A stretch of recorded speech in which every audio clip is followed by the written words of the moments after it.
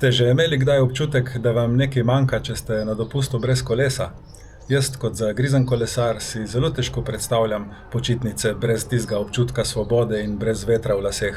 Ampak včasih se okoliščine obrnejo drugače, tudi brez kolesa se da uživati. Povedal vam bom, kako najdem ravnovesje med aktivnostjo in počitkom in kako se pripravljam na jesenske in zimske dni, ki so pred nami.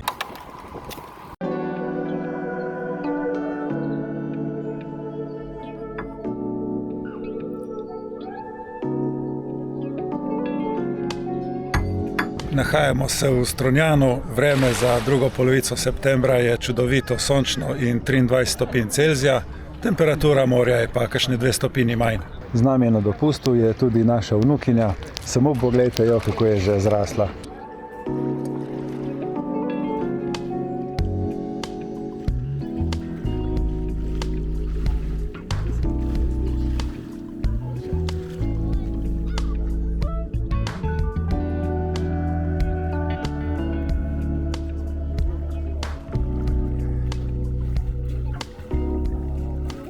En del tega našega počitka je tudi to, da gremo vsak dan na plažo in malo zaplavamo.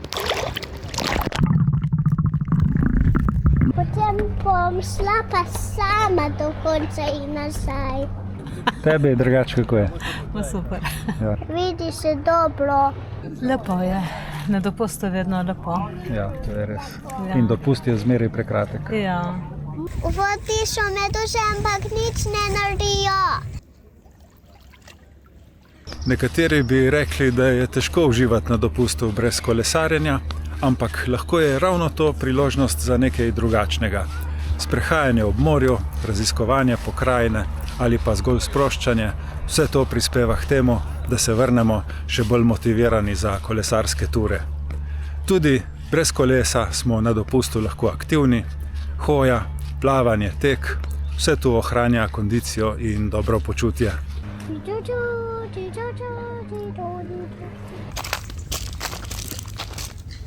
Tam gremo pa zdaj. Na kosilo. Ja. Evo, pomfrit, bliska, krompir, krožniček. Daj mi kar meni limono.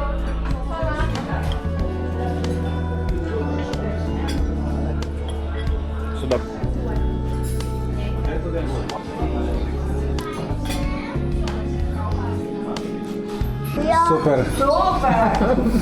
Ja. Opala, srček nam je malo podlegu. Evo, marmelada in pistacija. Izvolite, dober dan.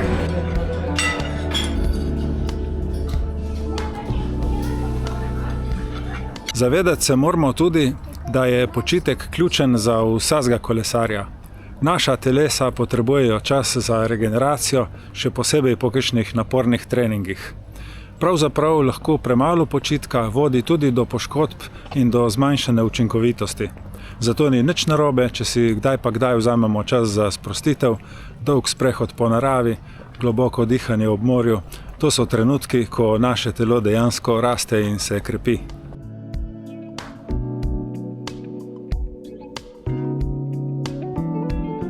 Nastanjeni smo v apartmajih Vila Maja, to je v sklopu hotela Salinera. Tle imaš dostop do plaže, imajo celo notranji pokrit bazen.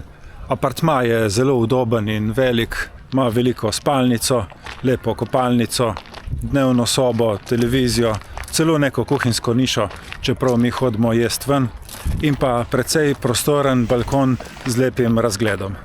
Ni lepšega, kot te zjutraj zbudi sonce in potem na takem balkončku v miru spiješ eno kofe.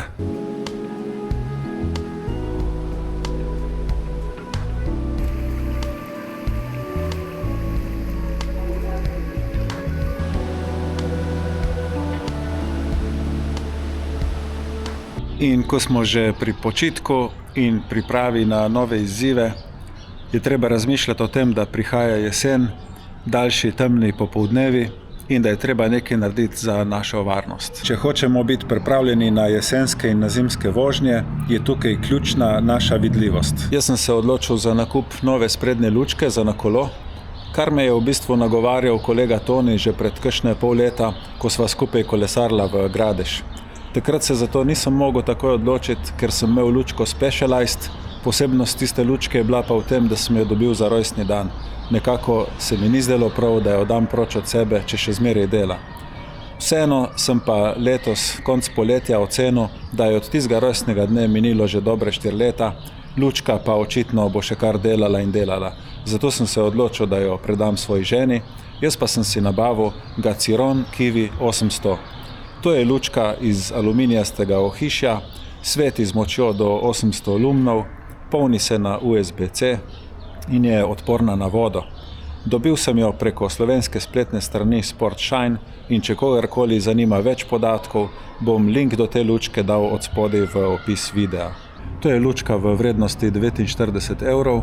Skratka, ena taka dobra pridobitev, ki jo bom imel lepo od spredaj na bilanci in poleg tega, da bom viden voznikom v prometu, bom tudi sam lahko si osvetil kakšne temnejše dele poti, kakšen predor ali kako drugo zadevo, ker ta lučka res osvetli cesto tako, kot je treba.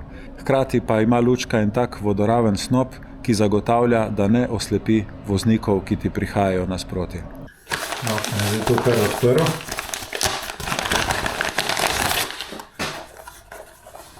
Tako izgleda paket.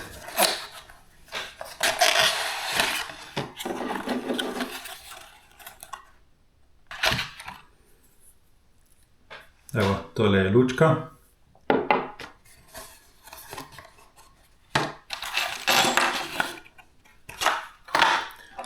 Zraven v paketu so pa še nastavki za namestitev na krmilo, kabelček za polnjenje, pa še en dodatni nastavek, ki naj bi omogočal, da lahko daš lučko od spodaj pod kolesarski števec Garmin. Malo sem pogledal navodila, kabelček za polnjenje, orodje.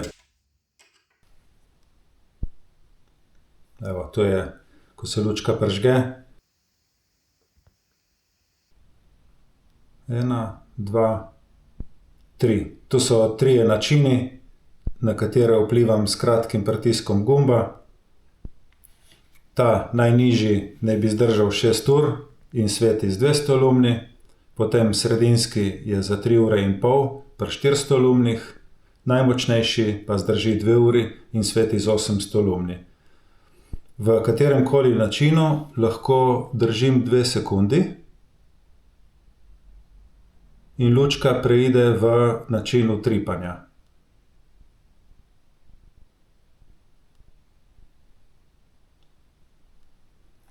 Ta dva načina zdržita pa 15 ur oziroma 24 ur.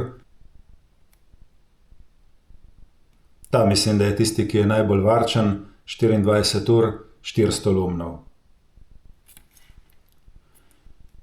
Če dvokliknem, lučka takoj preide v najmočnejši način svetenja.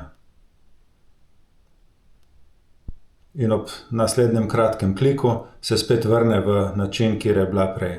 Verjetno, če prideš v kak tunel ali nenadoma v neko temno okolje, z enim kratkim dvoklikom takoj posvetiš na najmočnejšo svetlobo in se potem rešiš ven iz kakšne nevarne situacije. Kar še vidim tukaj na embalaži, je lučka vodoodporna. Ima tak vodoraven snop svetlobe, zato da ne zaslepi voznikov, ampak naredi čim bolj raven snop na cesti. Razdalja žarka večja od 200 metrov. Lahko jo montiraš nad krmilo ali pa spodaj in pa polni se na USB-C.